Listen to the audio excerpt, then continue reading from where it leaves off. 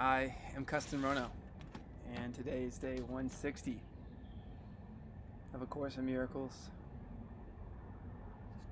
Grateful for the sunset and your curiosity to give and to receive, to participate in the natural flow of miracles, to notice this light, universal in all beings, and yourself. So we continue reviewing Principle 20. Miracles reawaken. Miracles reawaken the awareness that the spirit, not the body, is the altar of truth. This is the recognition that leads to the healing power of a miracle. Miracles reawaken the awareness that the spirit, not the body, is the altar of truth. This is the recognition that leads to the healing power of the miracle. So, miracles are healing. This is powerful. There must be something to recognize first. What are we recognizing? That the spirit, not the body, is the altar of truth. This is Christ's vision. To see me, to see yourself, to see your brother as not a body. But what then? Well, whatever it is that is like you, which is noticing with permission to dream into this idea of infinity, of peace, of love, of forgiveness, of a world on the other side of your upsets and your attacks. That you have the power to feel how you want to feel. And this is your salvation. And noticing this light in others is noticing the reflection of your light within you. Miracles reawaken. That's right, reawaken, not awaken. We've been here before, that we are something beyond time, that the body is an idea in time and space. What a wonderful event. But we're here to notice another world, one that we have been blind to seeing in our image making, insisting that everything that we can wrap our fingers on is real. And so be it. In the physical, it is real. But there is more to this reality. There's something else going on, and you may know it. Miracles reawaken the awareness. Totally aware. Remaining very aware in this Vipassana.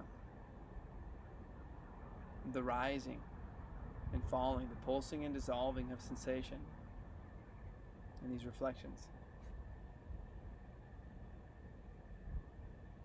Miracles reawaken the awareness that the spirit, the invisible, not the body, the physical, is the altar of truth. This is the recognition that leads to the healing power of the miracle.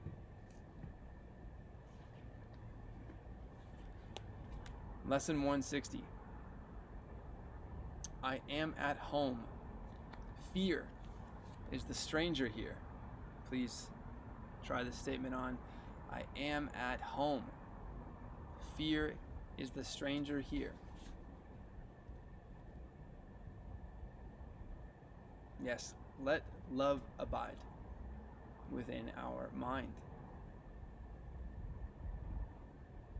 I am at home. Fear is the stranger here. Yes, fear is the stranger here and now. And fear is expressing what it knows best. Fear. Well, this is not what we are. We are not any one idea, any one sensation. We are more aligned with the unconditional, and the unconditional does not represent itself with fear or with time or with any condition whatsoever. And if anything is pressuring us to feel something in the immediate sense or all is lost, then we are not resting where we rest, in our home where love abides unconditionally, at this altar of truth. I am at home. Fear is the stranger here. Fear is a stranger to the ways of love. Identify with fear, and you will be a stranger to yourself, and thus you are unknown to you. What is your self remains as alien to the part of you which thinks that it is real, but different from yourself. Who could be sane in such a circumstance? Who but a madman could believe he is what he is not, and judge against himself? A little confusing perhaps, but we're new. Let's continue. Fear is a stranger to the ways of love. Okay? These are opposites, and it is impossible to see two worlds. Identify with fear, and you will be a stranger to yourself. Why? Well, you are love. And if you believe you are fear, then you are a stranger than you imagine. You are a stranger to love. You feel estranged and therefore separate. And this idea of fear requires it, that you are fearful of love. But you also may be a loving of fear, if you see yourself there. If you see yourself here. Fear is a stranger here. Who but a madman could believe he is what he is not, and judge against himself? Who but a madman could believe that he is love when he imagines he is fear? Or who but a madman could believe he is fear when of course he is not? He is love. There is a stranger in our midst who comes from an idea so foreign to the truth he speaks a different language, looks upon a world truth does not know, and understands what truth regards as senseless. Stranger yet, he does not recognize to whom he comes, and yet maintains his home belongs to him, while he is alien now who is at home. And yet how easy it would be to say, this is my home. Here I belong, and will not leave because a madman says I must. Yeah, you have permission to notice yourself in love, and to accept the truth in this statement, wholly true, in alignment with your desire for wholeness, fullness. Of course, you cannot be in lack, and there is nothing to be fearful if you know yourself innately. You are full. And it's okay if some other idea believes that this is mad. What reason is there for not saying this? That is, this is my home, here I belong, and will not leave because a madman says I must. What reason is there for not saying this? What could the reason be except that you had asked this stranger in to take your place and let you be a stranger to yourself? No one would let himself be dispossessed so needlessly unless he thought there were another home more suited to his tastes. Yes, of course. What could the reason be except that you asked the stranger in to take your place and let you be a stranger to yourself? No one would let himself be dispossessed so needlessly unless he thought there were another home more suited to his tastes. Who is the stranger? Is it fear or you who are unsuited to the home which God provided for his Son? Is it fear or you who are unsuited to the home which God provided for his Son? Is fear his own, created in his likeness? Is it fear that love completes and is completed by? There is no home can shelter love and fear. They cannot coexist. If you are real, then fear must be an illusion, and if fear is real, then you do not exist at all. Okay, this book is declaring that you are love, which may feel antithetical if you believe that you are fear, although I would imagine if you're reading this book that you feel the insanity with the idea that I am fear. Is that really what you believe you are, or what you want, or what your quest is here in life? Do you believe that is what you are created in? Love or fear? To me, all ideas boil down to these two concepts: one world of fear and one world of love. That is, what is it that you are so afraid of feeling? And what do you imagine you would love more than feeling afraid? If you are real, then fear must be an illusion. And if fear is real, then you do not exist at all. But of course, here you are. You exist. How simply then the question is resolved. Who fears has but denied himself and said, I am the stranger here, and so I leave my home to one more like me than myself, and give him all I thought belonged to me. Now is he exiled of necessity, not knowing who he is, uncertain of all things but this, that he is not himself, and that his home has been denied to him.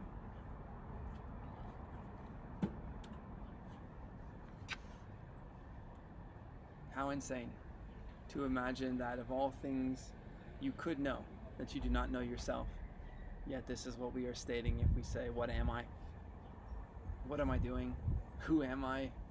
What is this? We are imagining that we are separate from ourselves, yet we are here. May you see yourself in love. What does he search for now? What can he find? A stranger to himself can find no home wherever he may look, for he has made return impossible. His way is lost, except a miracle will search him out and show him that he is no stranger now. The miracle will come, for in his home his self, capital S, remains. It asked no stranger in, and took no alien thought to be itself, and it will call its own unto itself in recognition of what is its own. For in his home his self remains.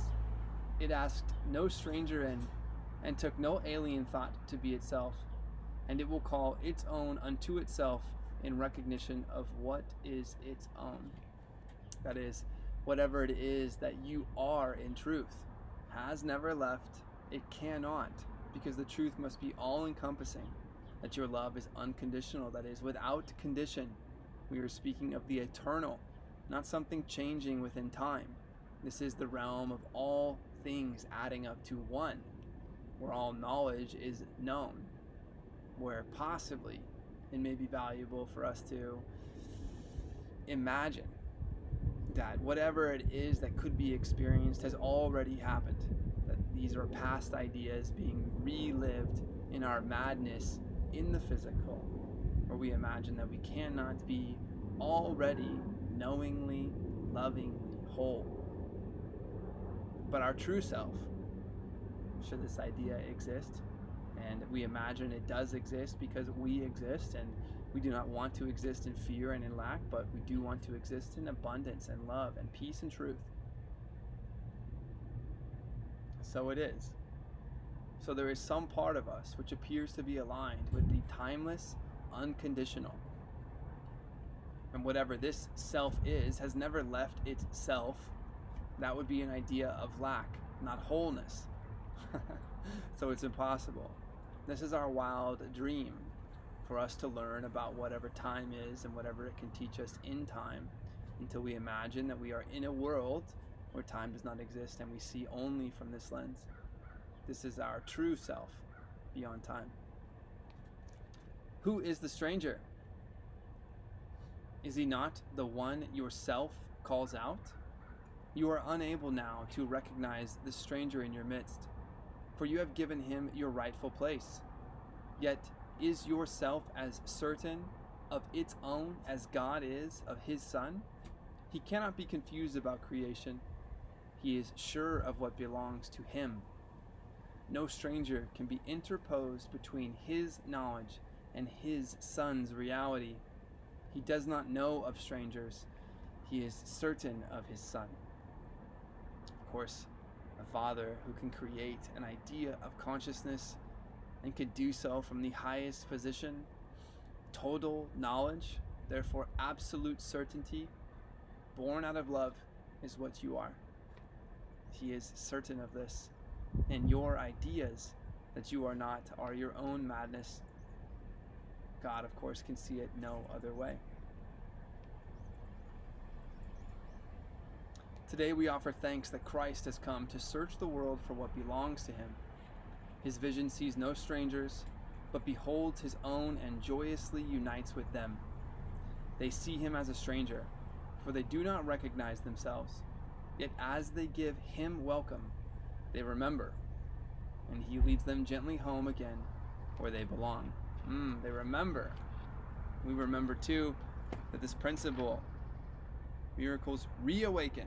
We are remembering the awareness. We are remembering that the Spirit, that's right, not the body, this is Christ's vision, is the altar of truth. This is the recognition that leads to the healing power of the miracle. And here it is again. Today we offer thanks that Christ has come to search the world for what belongs to him. His vision sees no strangers, but beholds his own and joyously unites with them. They see him as a stranger, for they do not recognize themselves. Yet as they give him welcome, remember it, we notice what we have received by giving. As they give him welcome, they remember, and he leads them gently home again where they belong. It's inevitable, of course. Every idea must fall to the eternal, for every idea would require energy,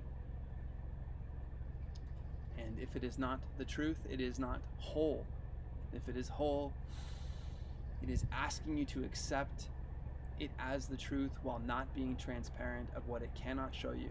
Because if it shows you that it is not whole, you will know that it is not absolute.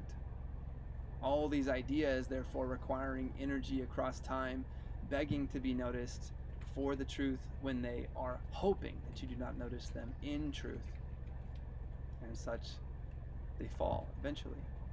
And so you too, always find yourself in the truth. This is inevitable because you are of the infinite. This is just what you are in consciousness.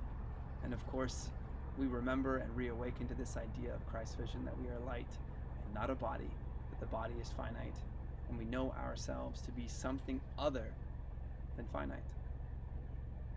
Not one does Christ forget. Not one he fails to give you to remember, that your home may be complete and perfect as it was established. He has not forgotten you, but you will not remember him until you look on all as he does. Who denies his brother is denying him, and thus refusing to accept the gift of sight by which his self is clearly recognized, his home remembered, and salvation come. I am at home. Fear is the stranger here. I am Kesten Rono. Love abides in me as love abides in you. May you see me as Spirit, as Christ would ask, and therefore may you see yourself, and may you celebrate joyously in this light and in this life. Miracles mean life after all. Please sit with this idea that you are home and fear is the stranger here.